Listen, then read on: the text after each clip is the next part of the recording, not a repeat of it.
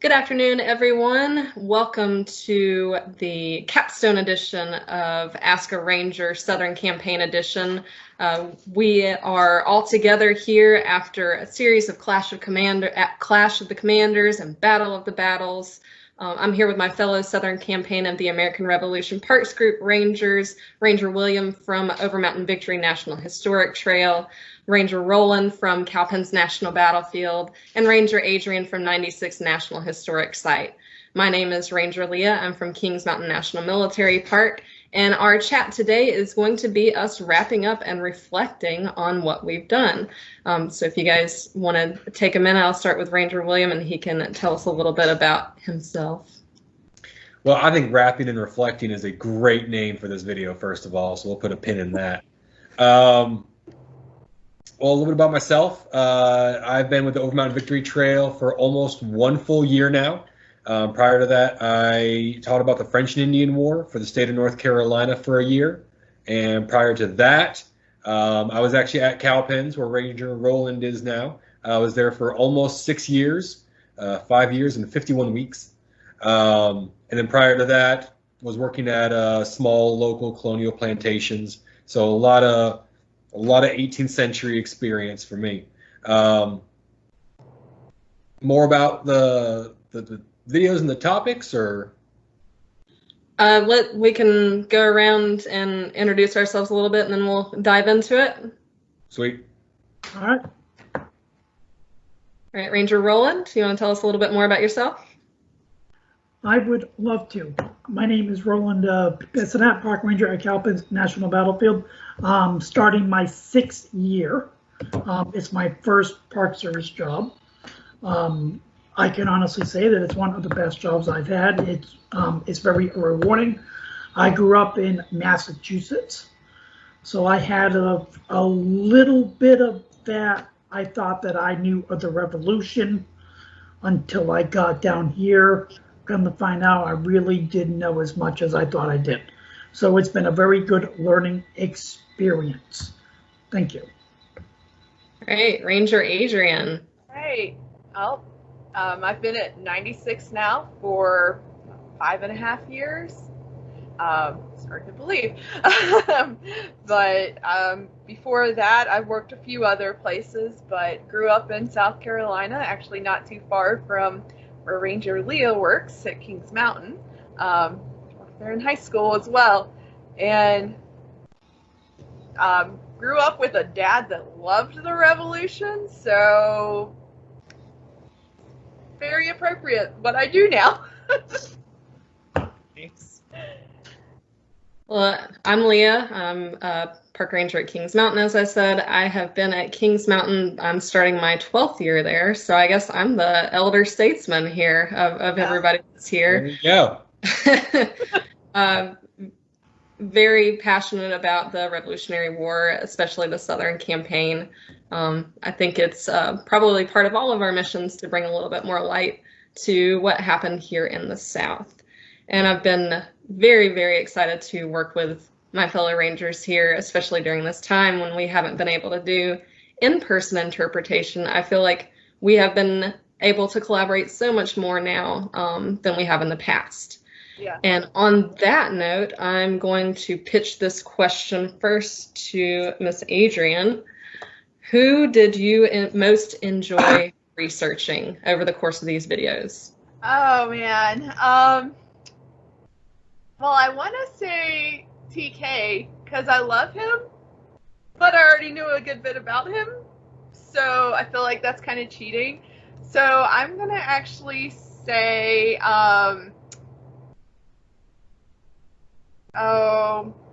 Richard Paris.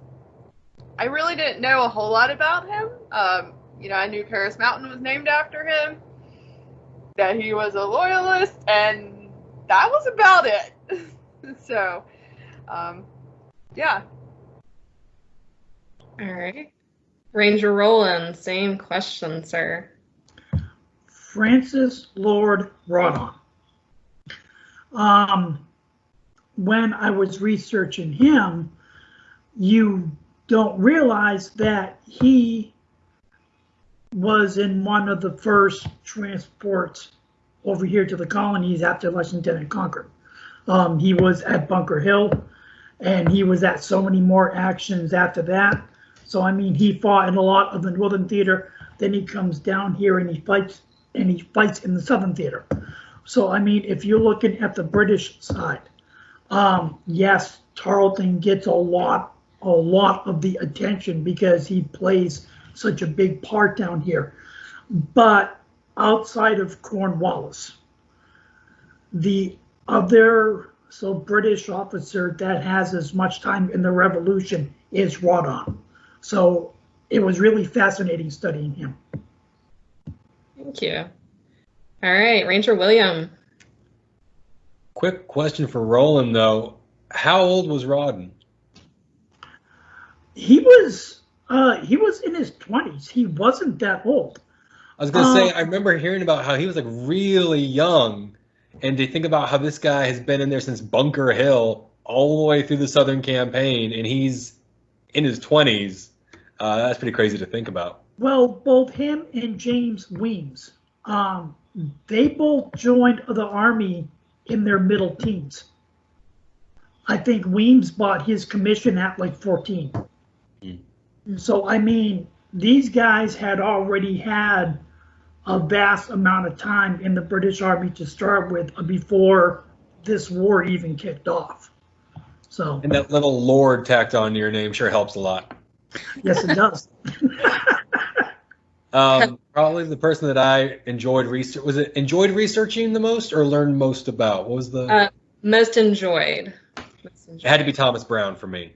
I've heard the name before. All of us who've kind of studied the Southern Campaign, at one point in one book or somewhere, it'll be, Thomas Burntfoot Brown. It's like, okay, he's in Florida, Georgia, somewhere. I had no idea the impact that this guy had.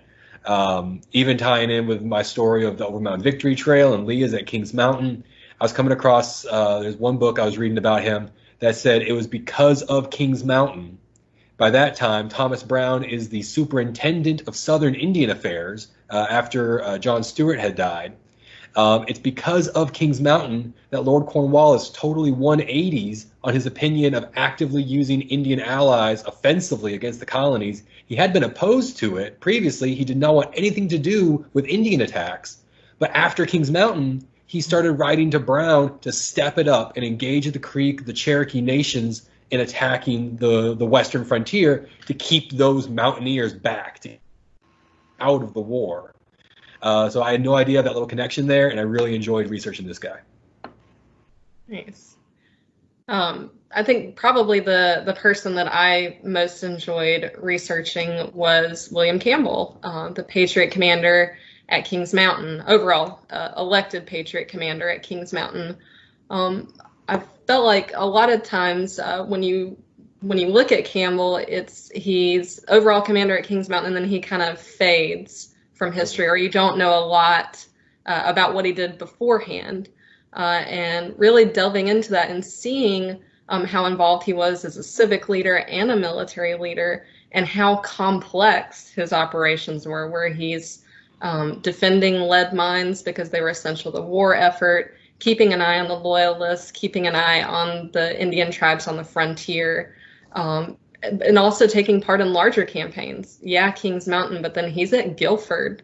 He is at Yorktown, where unfortunately he passes away in August of 1781, so he never sees what happens eventually, but just how larger than life a character he was, especially in his region, and it's unfortunate that he's forgotten. So it was nice to discover all that. Yeah.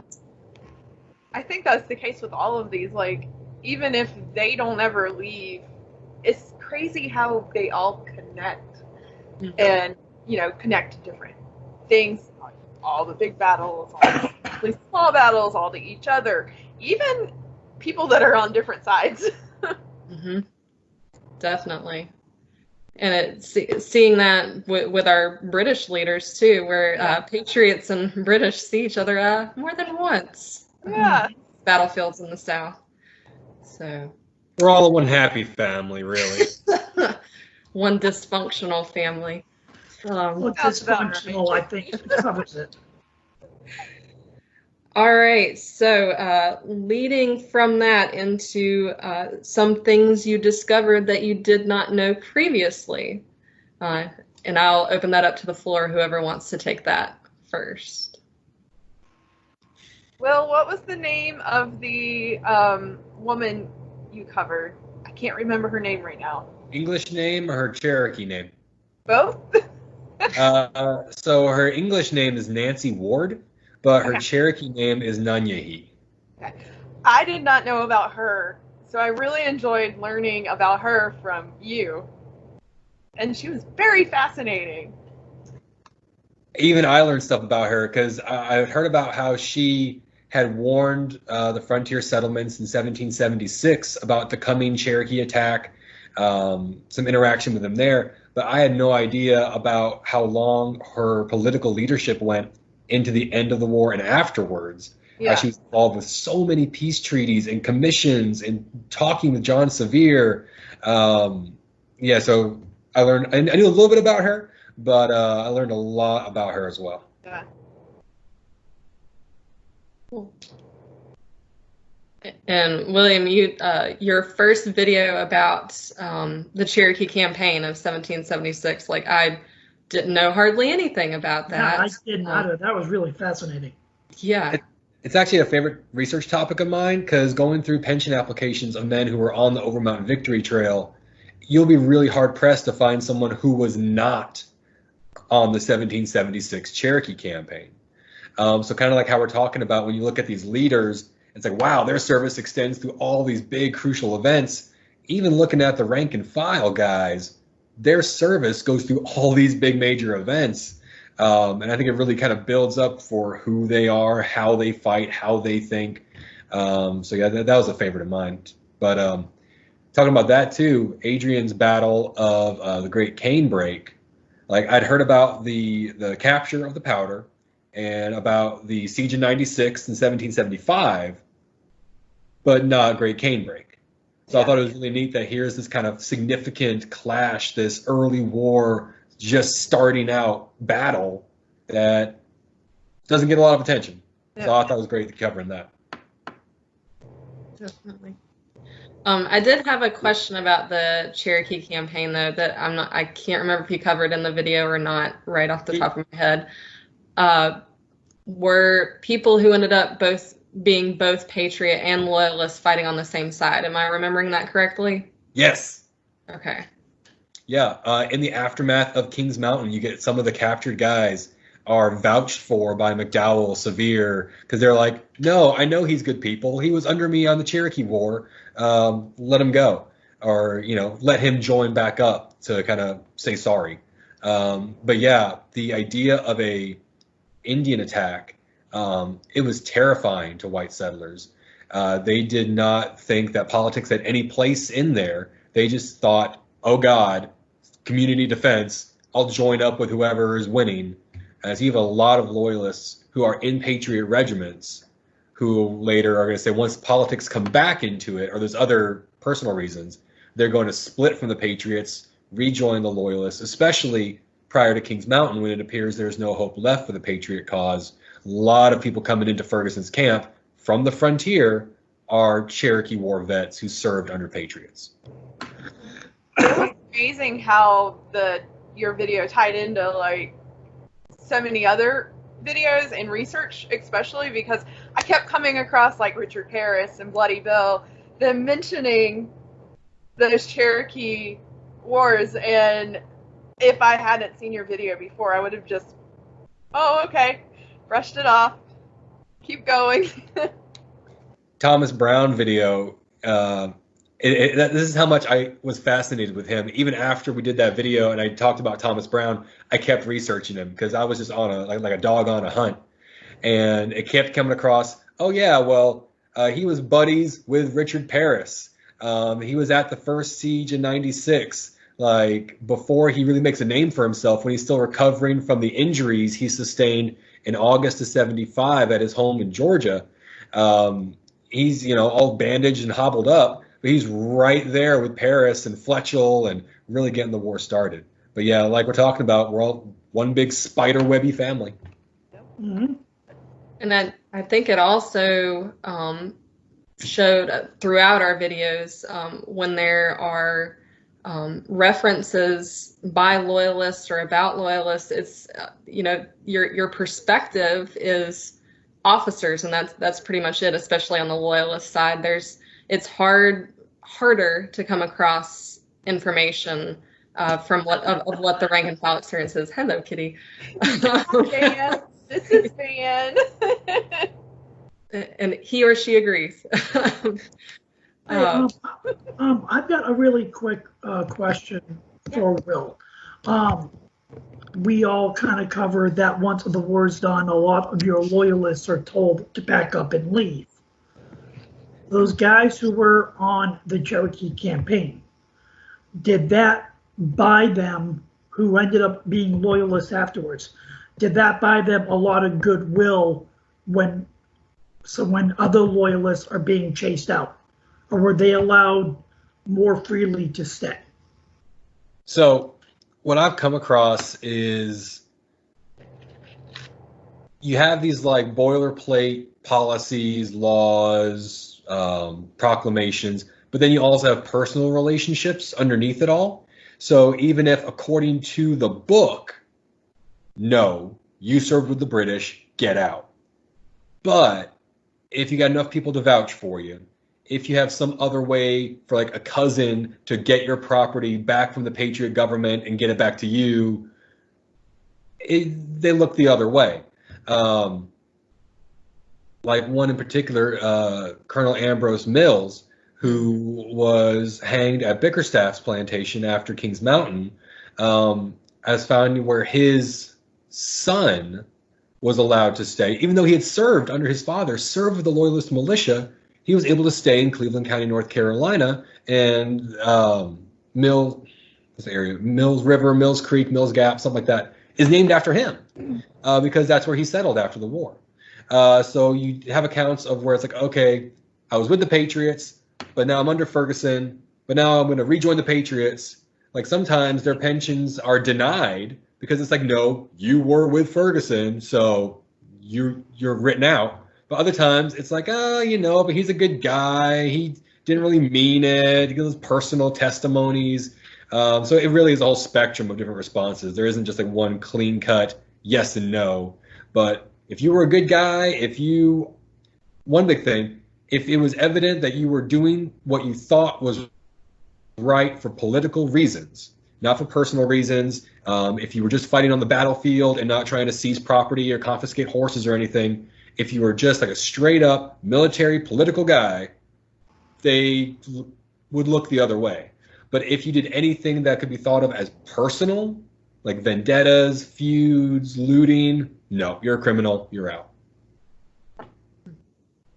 Interesting point. Yeah. All right. Did you guys have any honorable mentions that maybe you didn't get to cover, but you really wished you had had the time to be able to do? I wish my brain had been working a little bit better at one point. that one. Yeah, because I actually had, after we decided on who we were doing and after I recorded, I was like, oh, I should have done these people. For the women's one, I was like, I could have either done the sister-in-laws Rachel and Grace Martin that intercepted a guy carrying dispatches, and they captured him, took his papers, made it back home. They dressed as men to do that, and then made it back home. He stopped by, and they just played it off, and they got those, secret papers to Green. Or I could have done Emily Geiger, who ate her message from Green to Sumter when she was captured by the Loyalists, and I just completely like, huh? Did you say she ate her message? Yeah, so she was carrying, after the siege of 96, Green was trying to get a message to Thomas Sumter, and she volunteered. He wrote out the message, told her what it said, and said, if you get captured, you'll have to destroy this. She was captured, and while they weren't looking and while they were finding a loyalist woman to search her, she ate the message and memorized it so that when she was freed, she made it to Sumter and told him what it said or had said. That's cool. Yeah, and I just completely like zoned out, forgot about them until afterwards, and I was like, oh, I should have done them. I just want to be there in Sumter's camp when this woman shows up saying, hey, I had a message for you, but I had to eat it. So Yeah. here's what it said. You have to trust me. Yeah. Exactly. I kind of wish that I had a covered James McCall. I did a bunch of 2-part series I posted on Facebook. So when we did the video for stuff like Andrew Pickens, I did a 2-part series for a McCall, which that had a lot of good information, because when Pickens takes parole, a McCall doesn't. Mhm. So William? I don't know.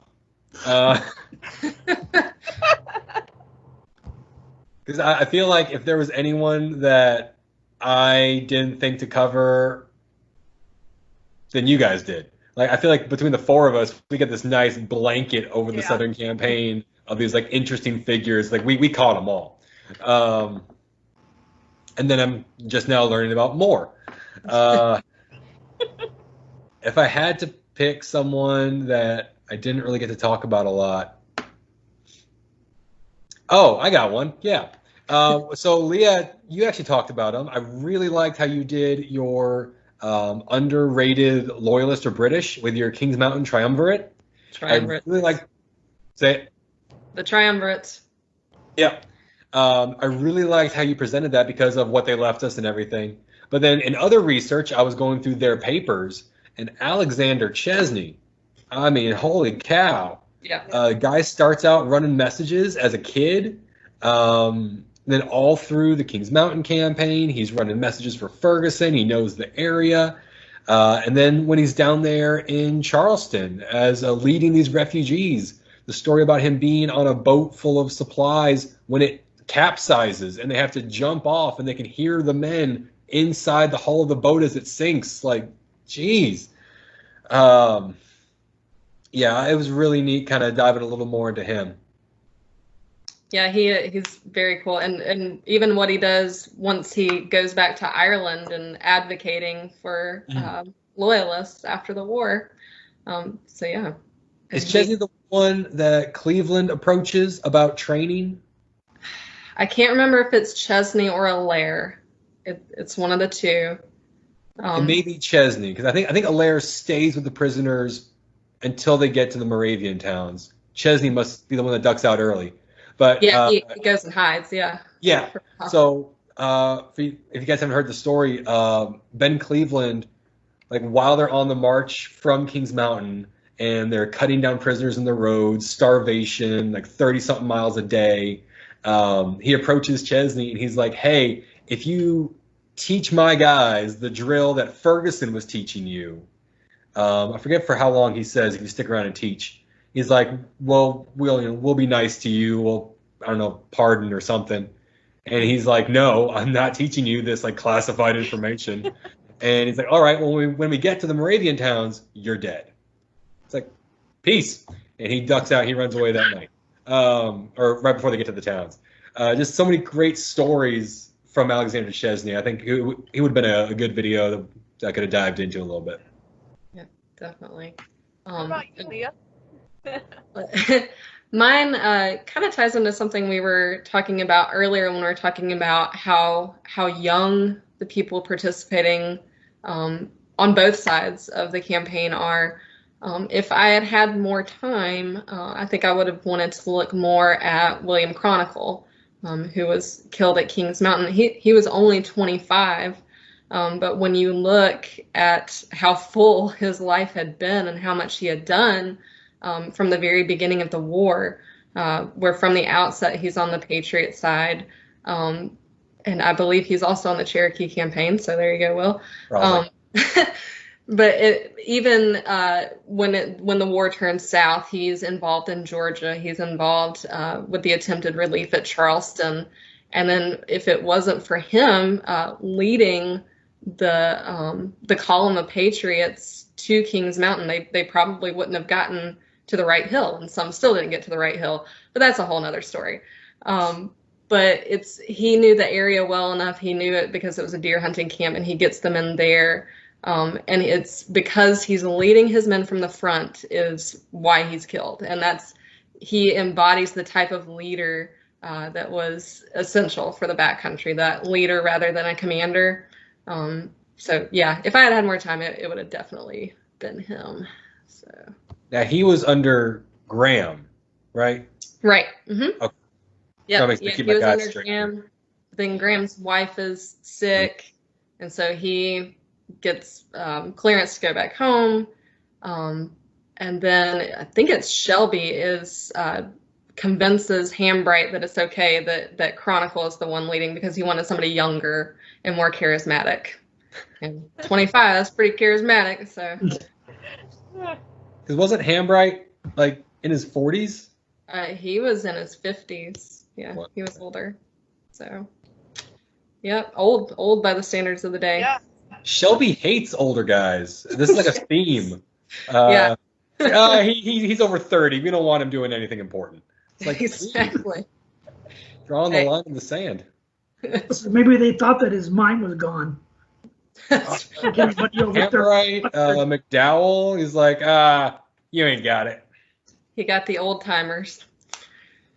So, all right. Any closing thoughts that you guys want to toss around, or burning questions that were brought up? Well, I just thought this is kind of a neat, the whole series that we've been doing here for people who have been watching our videos, and even if they're familiar with our stories, like we're talking about, there's always something more to learn. There is always some other aspect or connection or person or event that you maybe have heard about, but you don't fully grasp the weight of it.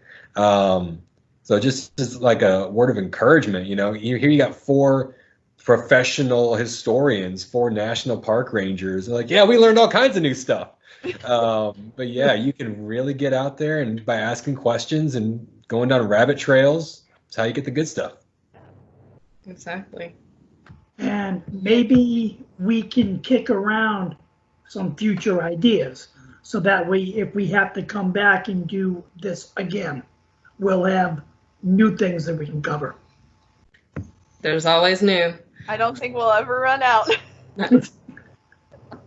And I touched on this at the beginning, but I think just being able to collaborate with you guys in this way, and learning together and figuring out what we wanted to do, what questions we wanted to tackle. If there's good to come out of being at home and not being able to be at work and doing in-person stuff, yeah. I think this has been the cherry on top for me. So yeah. So thanks, guys. Hey. I completely agree. Yeah, talking about connections, because we always have like the whole, oh, well, this battle led to that battle, but just seeing how many individuals were at all of our sites or involved with all of our events really brings home that whole idea of the connectedness of the Southern Campaign. Definitely. So it does. Well, thank you, everybody, for tuning in today. That is wrapping up our video series thus far, but I'm sure we will have more to talk about, so look for upcoming things in the coming weeks. Thank you again. Well, thank you. Thanks, guys.